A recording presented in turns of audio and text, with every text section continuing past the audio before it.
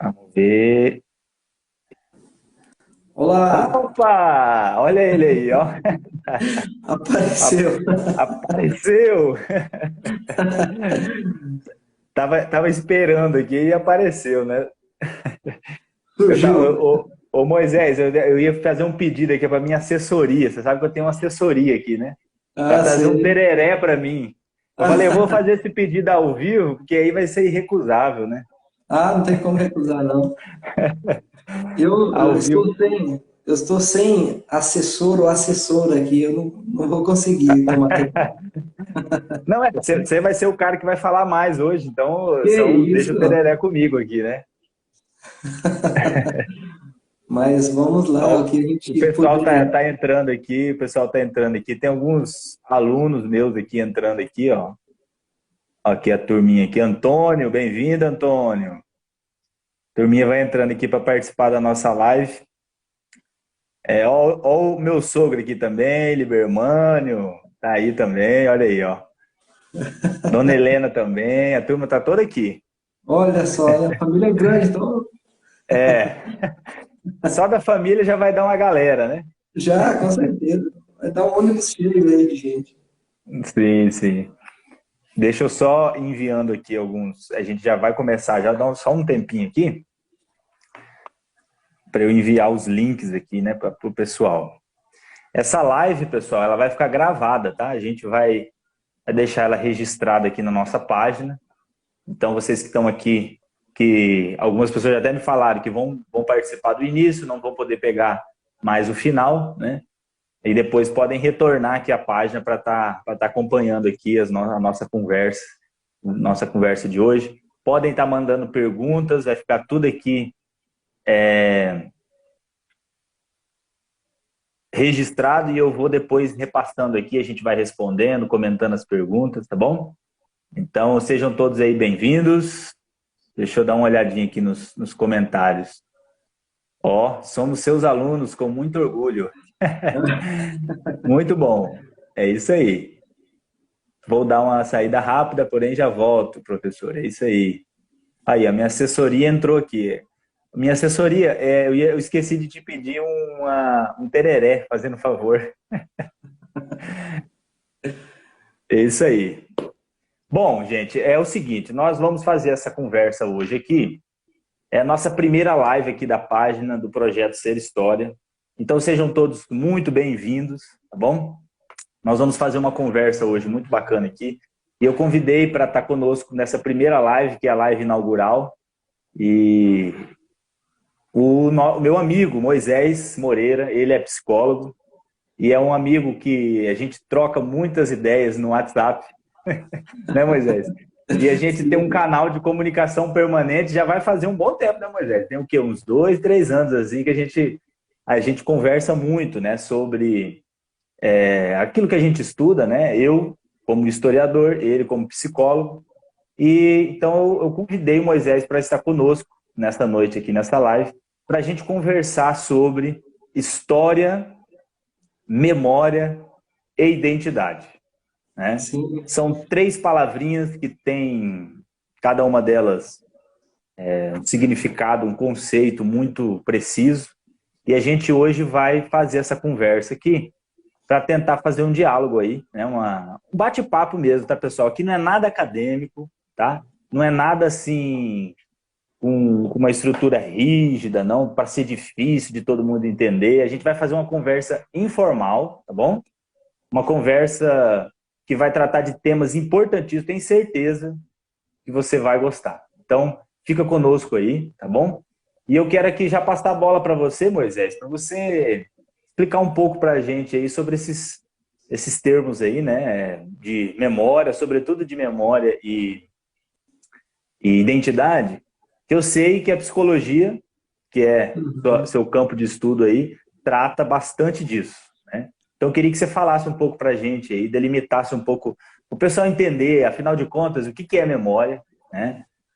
O que é identidade, como que a memória constrói a identidade, enfim. E aí nós vamos, no decorrer da conversa, dialogando aqui, tá? Fomos conversando, né? Aí, o pessoal que está aí também, aqui interagindo com a gente, coloque aí escrito aí o que vocês pensam que vem a ser memória, como que vocês conceituam, né, também a questão da memória. E você falou sobre esse canal aqui que temos de interação, né? E às vezes, uma vez por ano, a gente marcamos um congresso lá na casa do sogro do Gabriel. O ano passado faltando, né? Exatamente. Tem uns congressos anuais também, é verdade. Tem as viagens, né? Temos as viagens, mas é muito bom aqui estar aqui, Gabriel, podendo falar com você e falar com as pessoas que estão assistindo, que depois irão assistir também, sobre esses temas, né? Sobre história, sobre memória, identidade, o que uma contribui para a outra, né? Onde elas conversam, onde elas tomam caminhos diferentes, mas acredito que na maioria das vezes sempre se complementam mesmo. Então, quando a gente pensa na questão da memória, eu vou pensar aqui, usar como base o que tem na neuropsicologia, assim, algo bastante introdutório mesmo, só uma pincelada, né? E depois, quando falar sobre identidade, eu vou tentar conversar também com outra disciplina da psicologia, que é o campo da psicanálise, né? Então, quando a gente fala em memória, né, a gente pensa em três questões básicas, assim, primeiro, né? Que quando estamos diante do mundo, a nossa atenção seleciona alguns estímulos, e aqueles estímulos que são importantes, e que entra, né? E que entra no nosso radar assim de percepção, nós então, o estímulo tem a entrada da memória, que é a nossa assimilação do estímulo, né? E entenda esse estímulo com tudo que te aparece no mundo, né? E logo depois faz parte da memória também o arquivamento desse estímulo. Então, uma informação que é muito importante, você lida com ela de diversos modos, assim. Mas quando é muito importante mesmo, você arquiva naquelas memórias de longo prazo, aquela memória permanente, assim. E uma vez, então, armazenada, você terá futuramente, ou instantes depois, a oportunidade de retomar essa memória, né? Então, algo que é importante para a nossa vida, nós memorizamos, nós arquivamos, e depois retomamos aquilo que é importante, né? Então, quando a gente está pensando nessa questão da memória, uma outra questão também bastante relevante é que a memória é sempre subjetiva, né? Você capta do mundo, né, com a intensidade, uns de forma diferente, mas é sempre subjetiva. Tem sempre uma forma bastante particular de preservar aquela informação que te chega, aquele estímulo que aparece para você vindo do mundo, né? Então tem basicamente conceituar a memória, podemos estar nessa questão aí, nessa direção, né? Que ela é subjetiva, que existe a entrada, o armazenamento e depois a evocação, que eu acho que é aí que dá bastante diálogo com a história, né? Você ter o que evocar, mas para ter o que evocar é preciso ter tido experiências, ter vivido, né? Acho que é muito interessante essa questão, né? E dialogar com Exatamente. Só para pontuar uma coisa interessante que você falou, essa coisa da... Eu sempre digo para os meus alunos, né? Porque na sala de aula, Moisés, bom, tem alguns alunos aqui, alguns estão até comentando aqui o que é memória, né? A capacidade de adquirir, armazenar e recuperar informações disponíveis. Já pegaram lá no Wikipédia já, ó. O pessoal está aqui lembrando, né? A Gabriela até falou aqui, igual retrata no filme Divertidamente, né? Que tem lá as memórias, né? Aquela animação, né? Então, eu digo sempre para os alunos na sala de aula, quando estou explicando um assunto, eles falam, professor, mas poxa, vai ser muito difícil de eu lembrar disso depois. Essa parte primeira que você falou da fixação aí, né? ela precisa de algumas coisas, né, para acontecer. Ela precisa de atenção, de um determinado foco ali, né, para que isso aconteça, né?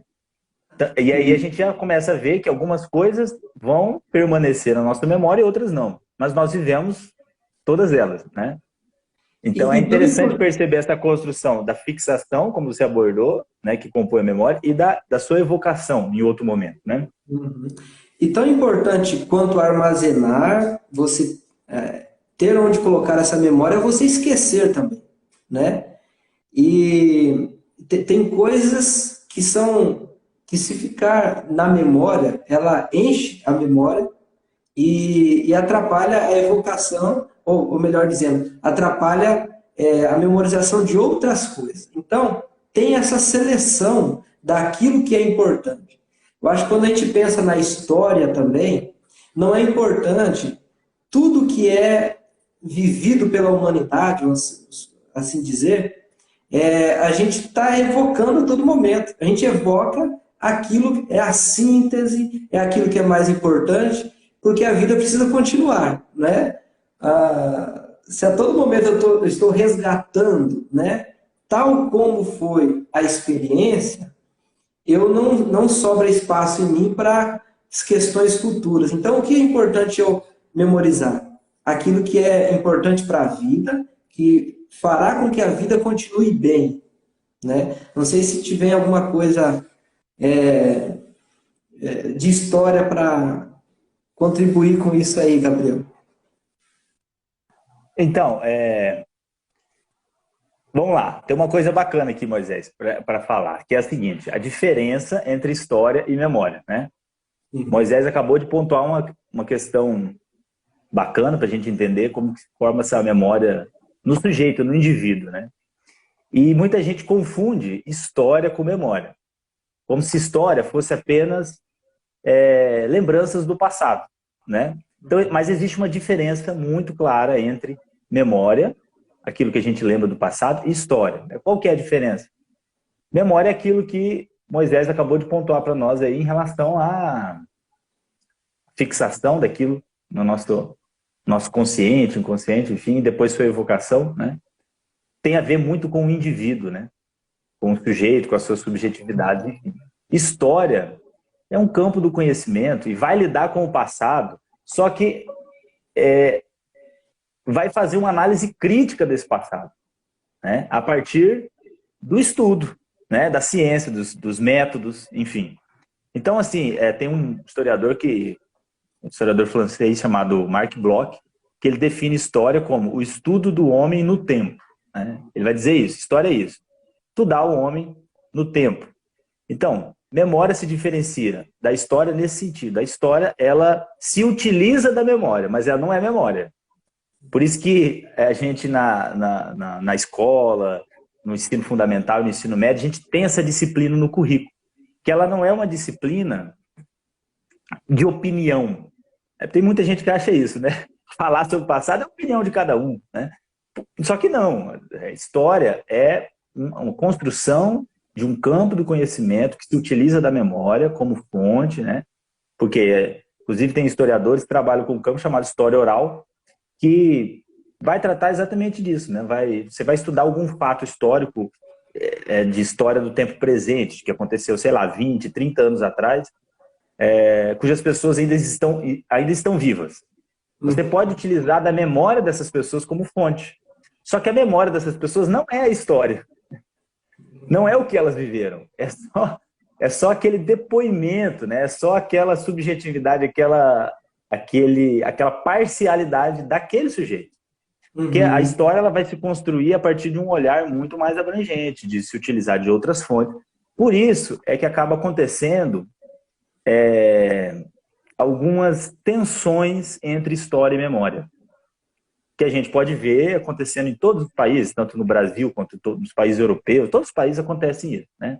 Aquela coisa assim das pessoas que são mais antigas dizer assim, eu vivi aquele tempo, por isso eu sei como que foi.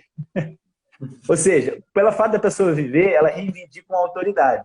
Só que o que ela teve de vida? Ela teve aquela parcialidade dela, ela viveu e ela teve aquele olhar dela. A história, ela não é um olhar de um indivíduo. de um sujeito.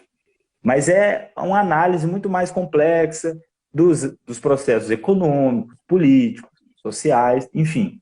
Uhum. Então, sempre vai surgir esse tipo de tensão aí, né? E tem Então, a ver é com isso, interessante pontuar isso. e tem a Pode ver com falar. isso que eu disse anteriormente, né? E você veio complementar, de que a memória é subjetiva. Então, Isso. o indivíduo viveu, ele é um dado, né? Mas ele viveu segundo o seu ponto de vista, né? E todo ponto é visto de um ponto, né? Então, passou pelo crivo da subjetividade daquela pessoa, né? Olha que frase, pessoal. Anota aí. A turma que está nos acompanhando aí. Todo ponto de vista é a vista de um ponto. Mas esse aqui eu cito, esse aqui é do Leonardo Boff, né? Um teólogo muito importante aí, inclusive, né? Muito. Ele tem um livro, ele tem um capítulo lá, todo ponto é visto de um ponto. Então, essa questão, né? Às vezes estou na interação com você aqui, estou olhando do meu ponto de vista, minha perspectiva, né? Ô, Gabriel, eu não sei quanto de tempo que nós teremos, assim, né? Ah, não, vamos conversando, vamos fazer uma live aqui. Olha, eu também sou novo nesse negócio de Instagram, não sei nem quanto tempo que eles deixam a gente ficar aqui. Eu sei que nós vamos ficando aqui até eles deixarem, mas Então, eu acho que é legal também a gente falar, trazer logo o outro conceito, que é a identidade, né? Porque a identidade, ela, daqui a pouco, ela tem muito da importância da memória, né? Aquilo que identifica. Então, deixa eu te quando... fazer uma pergunta, Moisés, deixa eu só te fazer uma pergunta aqui para você responder nessa direção aí. A memória, ela é um agente de construção da identidade? A memória, ela constrói a nossa identidade, ou seja, aquilo que nós somos? Eu acho que tá de tal modo tão entrelaçado, né? Porque eu acho que eu vou falar sobre identidade e logo a gente entende se é constituído, né? Mas olha só, o Freud, ele falou sobre esse tema da identidade e da identificação, né? Então ele escreveu obras e tudo e tratou sobre esse tema.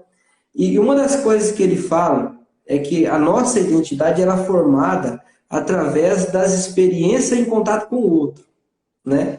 Então, quando eu tenho experiências de vida, sigo minha vida aí, vida fora, vivendo, né, as experiências, eu vou adquirindo partes de cada pessoa, características de cada pessoa. Então, um bebê nasce e tem ali mais próximos seu pai, sua mãe, os familiares, e esse bebê vai assimilando parte dessas pessoas, como se fosse se alimentando de partes dessas pessoas e segue a vida fora internalizando aspectos das pessoas que estão ao seu redor, né?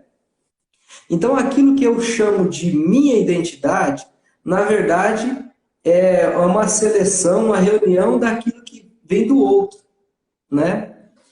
Você já viu aquela frase assim, mas o Gabriel puxou o pai dele, não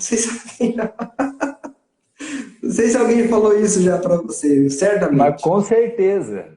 O Josué é o filho do Gabriel, mas o Josué faz igualzinho o pai dele, né? Então, é o seu pai, é você sendo internalizado por seu filho, né? E de modo então que, à medida que vamos vivendo, vamos internalizando o outro, e eu chego um belo dia e digo, olha, essa é a minha identidade, né? Mas foi construída a partir da relação com o outro, né? Imitamos muito o outro, né? Às vezes imitamos de tal modo que achamos que aquilo é nosso, né? Aí a relação das palavras, né, de identidade com identificação, né? Isso, identificação. Eu me identifico com o outro. Uma outra questão, servindo de analogia, alguns dias atrás alguém estava assistindo um vídeo sobre essa questão da identidade, identificação, E lá o professor disse o seguinte, que nós somos semelhantes a um texto acadêmico, né? E no texto acadêmico, o que nós fazemos? Eu escrevo um parágrafo e faço a referência, cito, né? O autor, fulano de tal, pensa assim. E se nós fôssemos um texto, né? E fôssemos analisar profundamente de onde é que as minhas características foram formadas, eu iria lá, teria que dar a referência para meu pai, minha mãe, meu tio, meu amigo, meu professor de história, Ou né? seja, nós somos cheios de referências, né? Nós somos Cheio de cheios de referência. citações.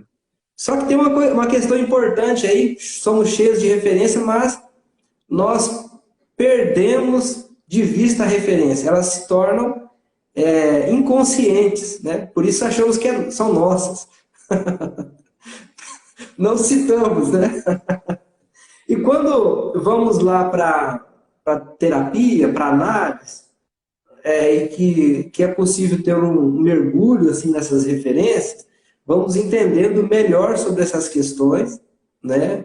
Eu vou percebendo que aquilo que eu digo ser muito meu, na verdade, é do outro também, para bem ou para mal. Às vezes, muitas pessoas dizem, olha, eu sou assim porque aquilo e outro, mas na verdade não, nem assuma totalmente a culpa dessa questão e nem se esse livre da responsabilidade. Ó, acabaram de comentar aqui, ó, somos puro plágio.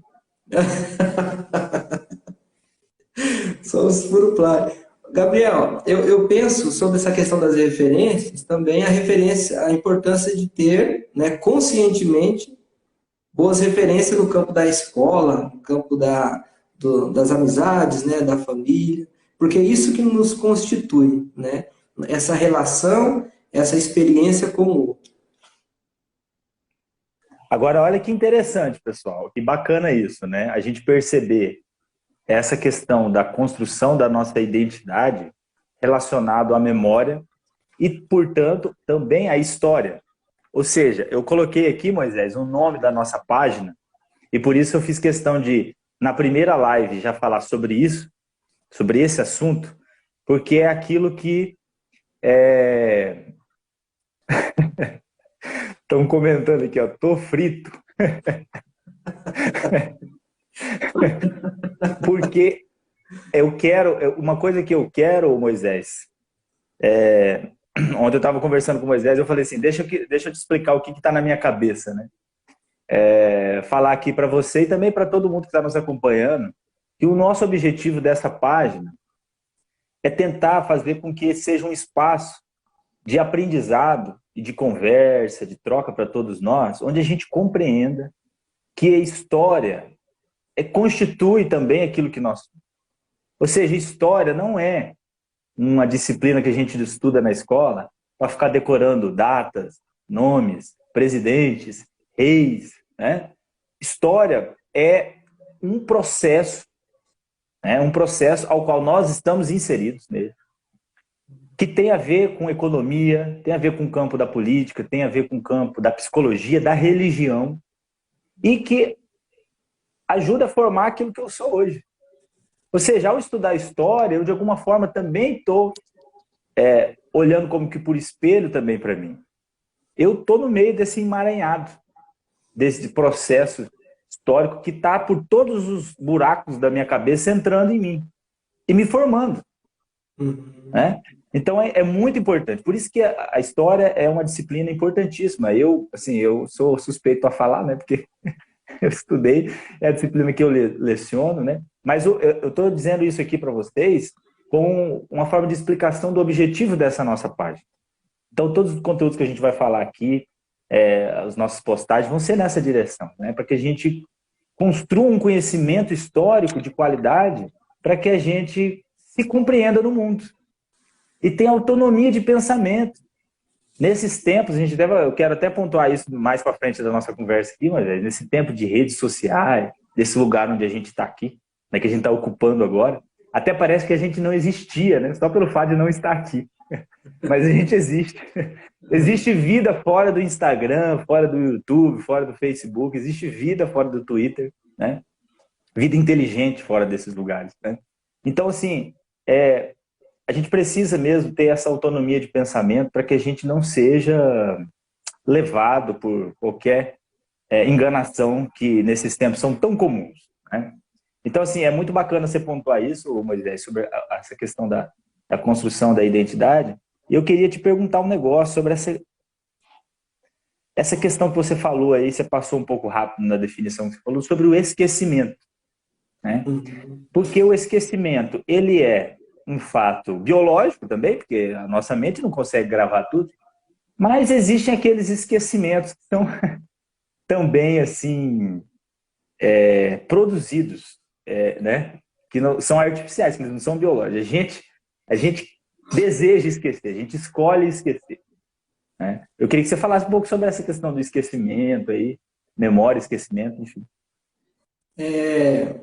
O esquecer ele pode ser por conta do esquecer, né? O não memorizar, né? Às vezes a pessoa ela chama, por exemplo, diz que não tem uma boa memória, mas essa pessoa não tem uma atenção apropriada para determinada questão, né? Então eu digo, olha, eu não tenho uma boa memória, eu esqueço fácil das coisas, mas talvez você não queria mesmo, assim. É uma opção. Mas nem sempre é uma opção consciente, né? Às vezes Entende?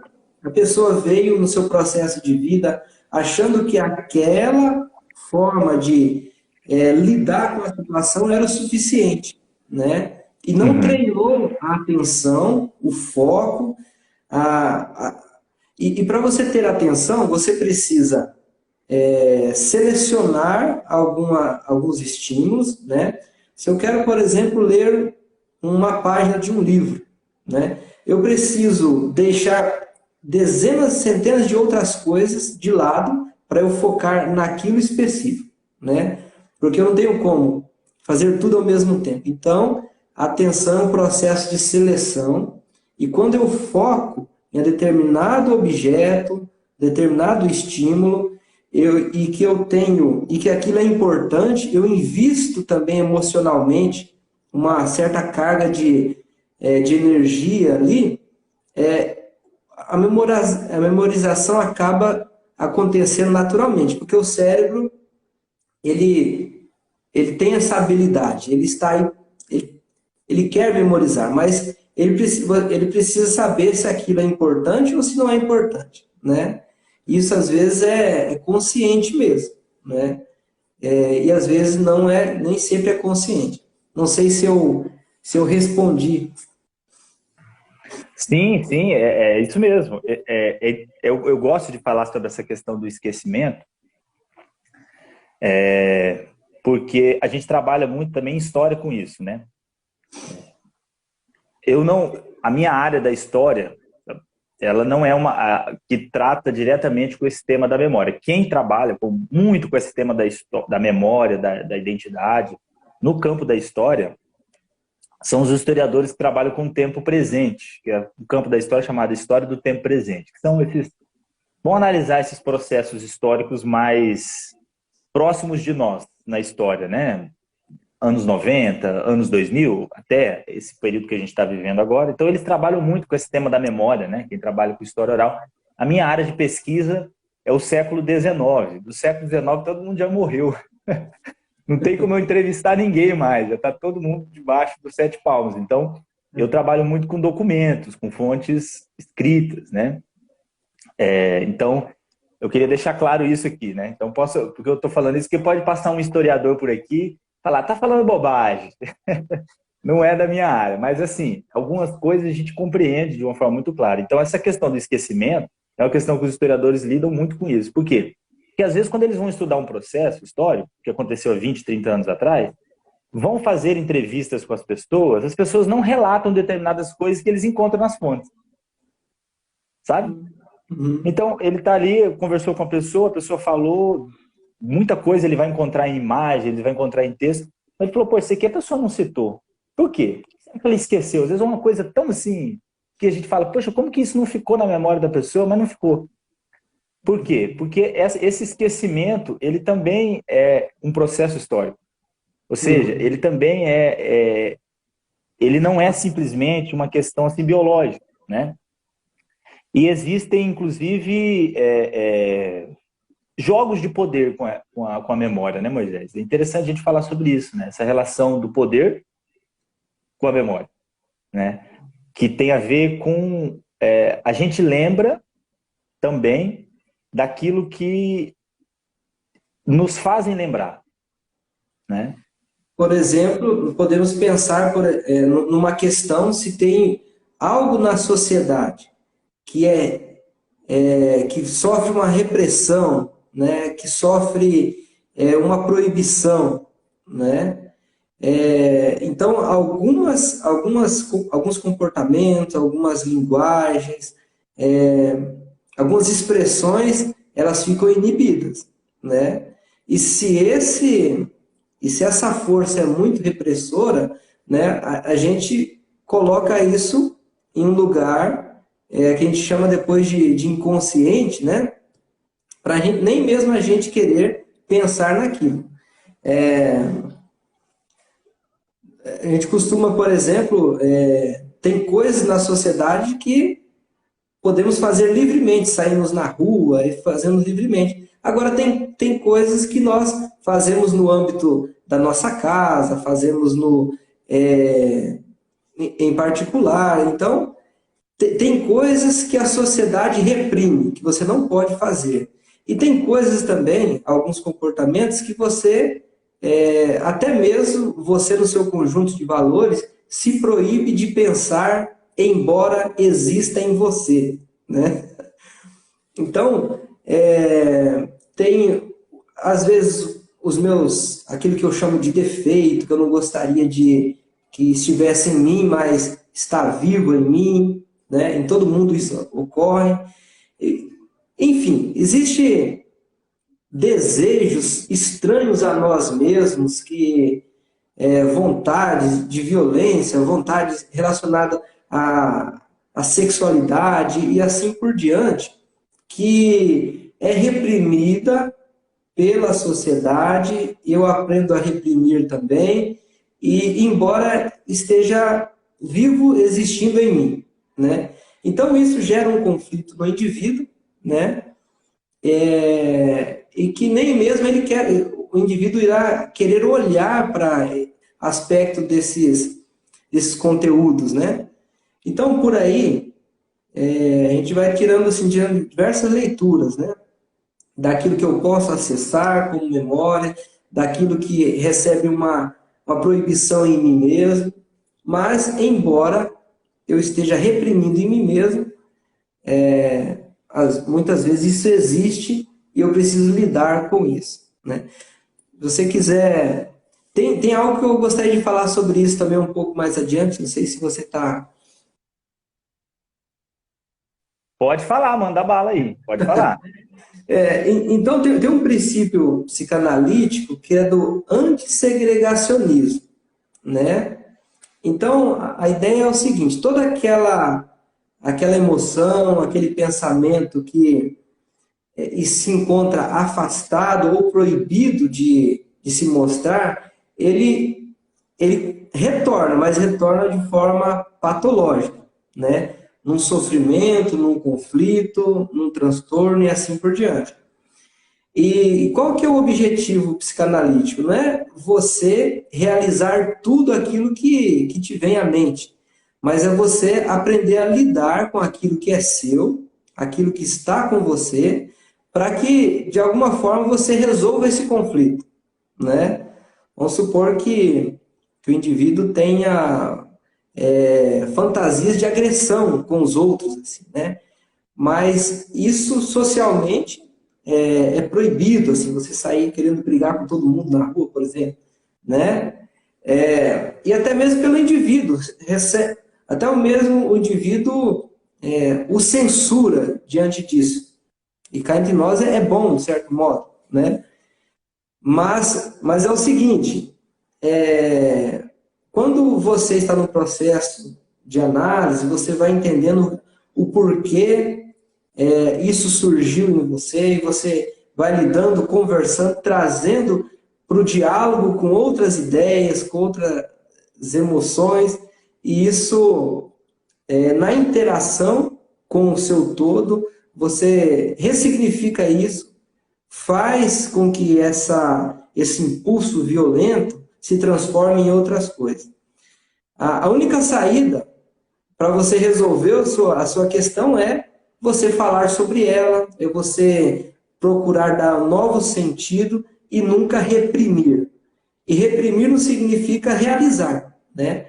É poder falar, poder canalizar isso para outras coisas. Por exemplo, tem muitas pessoas que são extremamente agressivas e essas pessoas canalizam para a luta, para o esporte, para o trabalho acadêmico, é fazer alguma coisa com aquilo que está segregado em você, que está impedido, né? Não sei se foi claro. Com certeza, entendi. É interessante, né, gente? A gente ouvir um psicólogo assim, que a gente fica muito pensativo, né, na gente, né? Toda vez que eu converso com Moisés, eu saio assim, meu Deus do céu, como que eu sou, né? Moisés, gente, além de ser psicólogo, ele é teólogo, né? Então eu sempre falo para ele assim, ele é o cara que eu mando as mensagens, às vezes, quando eu tô com angústia de alguma coisa, eu falo, Moisés, me explica isso, o que está acontecendo? Você é o cara que entende a mente do ser humano e entende a mente de Deus, ou seja, você é o...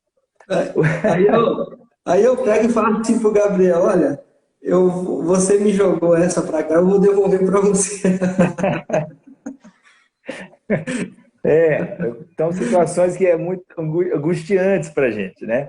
Mas Moisés, outra coisa bacana dessa coisa da memória, da gente falar assim, para o nosso público aqui, o pessoal também interagir. Pessoal, eu estou vendo todas as mensagens que vocês estão mandando aqui, tem gente mandando muita coisa legal aqui, né? Até comentário aqui, o esquecimento pode ser um efeito psicológico, fruto de uma manipulação.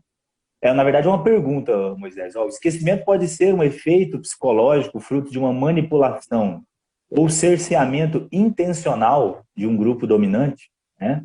Essa aqui até eu poderia responder como historiador aqui, ajudando aqui, que sim, né, com certeza. Inclusive, aí a gente fala um pouquinho aqui, e aí já tem mais a ver com o campo da história, né?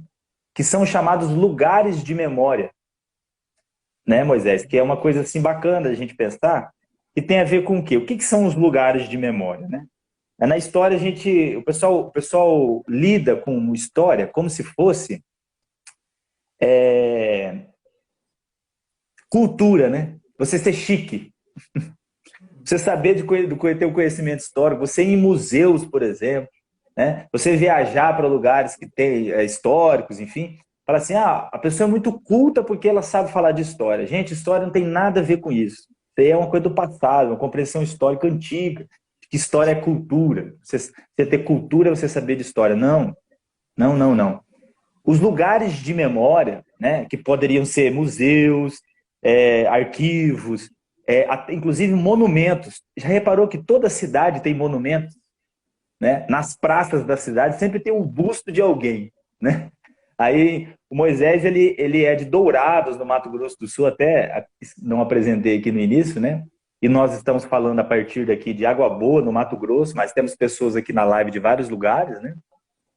Vocês que estão acompanhando a gente, pode reparar. Cidade de vocês certamente tem uma praça que tem um busto aí, de alguém. Às vezes é um padre, às vezes é um político. Às vezes, quem que é essa pessoa? Por que está ali? Por que ele ficou ali materializado? Aquilo é um lugar de memória. Aquela pessoa, ela também se torna como alguém que personifica uma memória. Existem alguns indivíduos que personificam memórias, não é? E é interessante a gente pensar disso. Eu pensei aqui sobre essa questão dos indivíduos, aí eu lembrei de duas pessoas que, quando você lembra delas, já vem alguma coisa na sua cabeça, que é o Martin Luther King, quase todo mundo aqui sabe quem é, E um outro camarada aqui do nosso país é o Tiradentes, né? Tem até um feriado com o nome dele, né? Tem um feriado, 21 de abril é o feriado do Tiradentes. O que foi que esse camarada? Eu sempre, quando vou falar sobre a Inconfidência Mineira, que é o episódio onde o Tiradentes surge, né?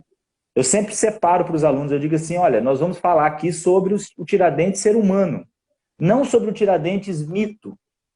O Tiradentes é indivíduo que personifica uma memória. Isso aí é uma outra coisa, que a história também trata dele, desse outro sujeito, dessa outra coisa.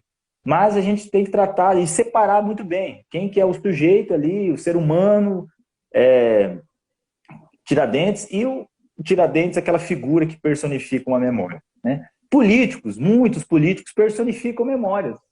Inclusive campanha eleitoral, né, que é um momento que a gente acabou de encerrar algum tempo atrás, né? Ela serve isso, pessoal. Sempre lembrem disso, pessoal. Campanha eleitoral é uma disputa entre dois exércitos para disputar sua consciência. O campo de batalha é você. O campo de batalha da campanha eleitoral é sua mente. Olha só. E você falando sobre essa questão, né, quando pensamos na questão da identidade, e com aquilo que eu me identifico, né? Então, por exemplo, pode surgir um político, uma personalidade, vendendo seu peixe aí, por exemplo, né? E você irá assimilar muito de você com aquilo que você tem de identificação, com aquilo que você aprendeu a amar, aprendeu a admirar, assim, e com aquela figura que está ali, né? E muitas vezes nós colocamos nessa figura que está lá se expressando nossos desejos, né? Ideais, né? O meu eu melhorado, né? Está sendo personificado naquela pessoa, naquele político que está ali falando, né? Corremos o risco de muitas vezes ser enganados por nossa ambição de encontrar naquela figura ali isso que eu procuro, né? Idealizado em mim. Por isso é muito importante, né?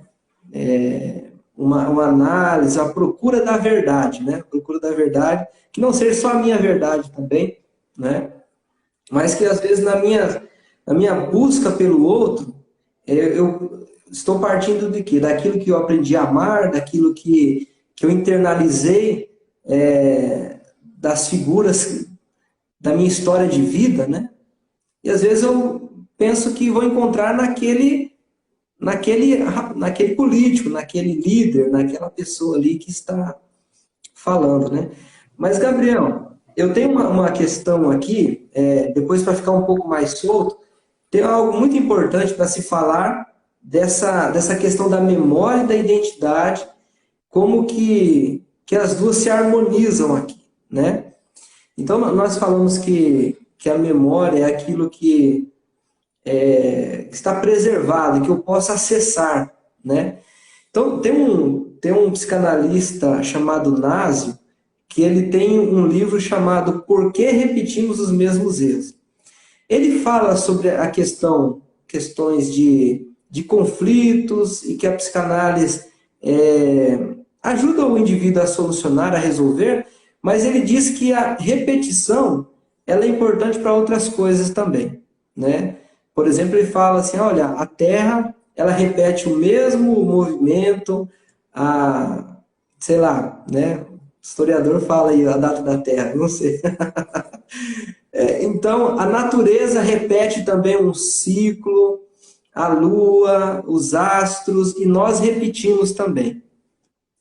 Só que nós repetimos, e a cada momento que nós repetimos, nós nos tornamos outro, mas temos a sensação de sermos nós mesmos, né?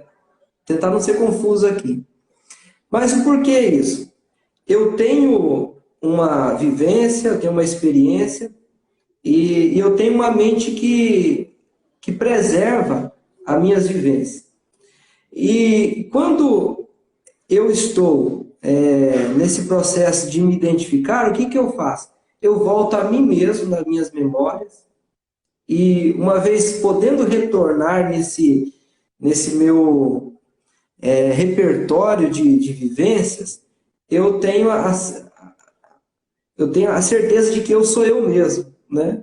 Então, eu e você, a todo momento, nós estamos retornando a nós mesmos, né?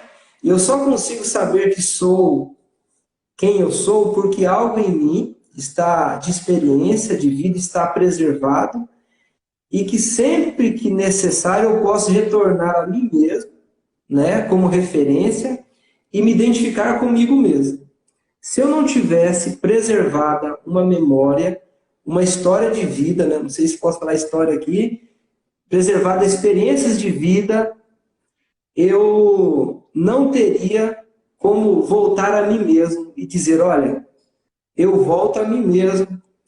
Eu fui bebê, fui criança, fui adolescente, hoje sou adulto, um dia serei velho, né?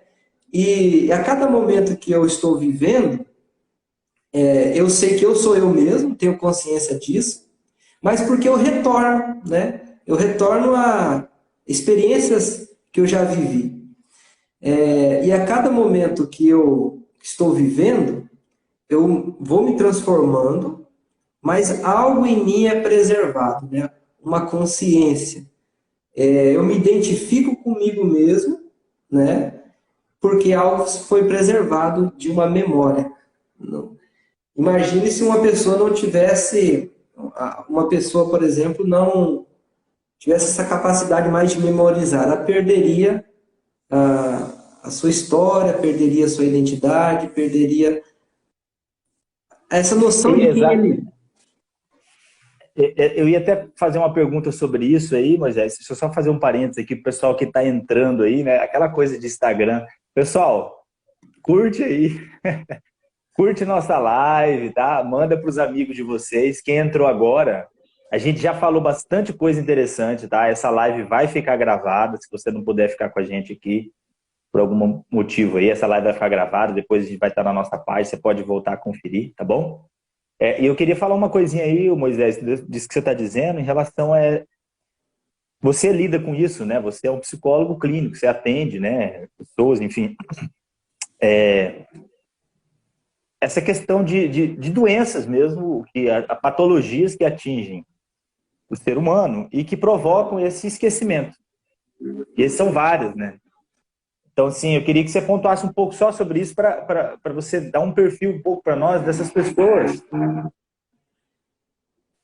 que sofrem dessas patologias e qual que é o efeito que isso causa nela. Porque nós que temos a nossa memória plena, enfim, a gente ainda não tem noção do que é ficar sem memória, né? Qual que é o impacto disso na vida de alguém? sim.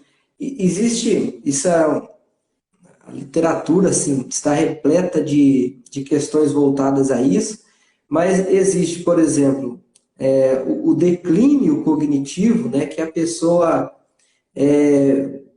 perde, né, aquela habilidade que em outro momento essa pessoa tinha, né, mais ou menos preservada, mas que com o passar do tempo, e é esperado que isso ocorra, por exemplo, com a velhice, ocorrer alguns declínios. Mas existe uma questão que é mais severa, assim, que é no caso do Alzheimer, que é uma demência, e que é a morte dos neurônios, né? E a morte dos neurônios é a perda mesmo da memória, porque você não tem mais aonde acessar. Mas para todo mundo assim que quer ter uma memória viva, né? Vou contar um exemplo aqui. Imagine que você esteja numa cidade cheia de luzes, né?